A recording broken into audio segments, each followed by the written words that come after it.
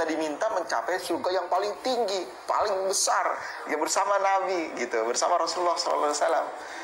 Bayangkan Bapak sekalian, itu berarti umat Islam diminta untuk memiliki visi, mimpi yang besar. Dan tidak putus harapan meskipun kondisinya kayaknya kalau berkaca, aduh masa sih saya bisa masuk surga Firdaus? Tidak, Nabi mengatakan bermimpilah untuk memiliki visi yang besar masuk di surga Firdaus. Maka Bapak dan Ibu sekalian, sekali lagi punya mimpi, punya visi.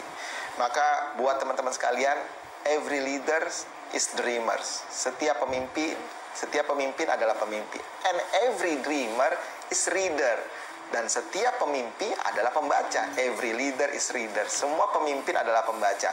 Justru karena dia membaca, karena itulah dia mampu melewati dimensi ruang dan waktu, mampu memiliki mimpi dan visi yang besar.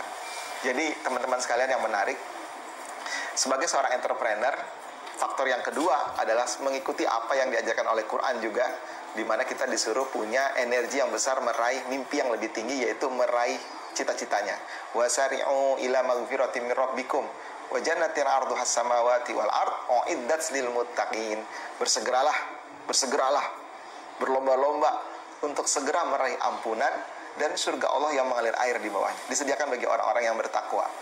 Nah, ini menjadi motivasi kedua di atas dari orang yang bermotivasinya karena ancaman, karena kepepet, karena masalah-masalah kehidupan. Jadi, kalau seorang leader, seorang pebisnis, motivasi geraknya selalu karena ancaman, maka sebetulnya dia belum naik kelas.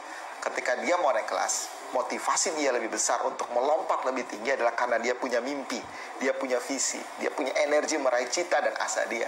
Dan begitulah Quran berbicara. Quran berbicara tentang konsep bagaimana kemudian meraih surga yang paling tinggi.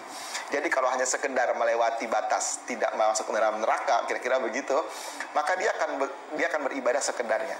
Tapi kalau dia motivasinya meraih surga, Firdaus nuzul a'la, yang paling tinggi dan mulia, maka dia akan berikhtiar semaksimal mungkin, sepenuh kemampuan. Dia akan memperbanyak salatnya, tilawahnya, zikirnya, puasanya, wakafnya, infaknya, sodakohnya. Kenapa? Karena dia bukan cuma sekedar ingin lolos dari api neraka, dia ingin mendapatkan surga yang paling terbaik. Begitu pula seorang entrepreneur ketika dia motivasinya melebihi dari hanya sekedar menyelesaikan masalah ekonomi keluarganya, maka dia akan memiliki energi yang besar untuk tidak berhenti, bahkan melewati apa yang hari ini membatasi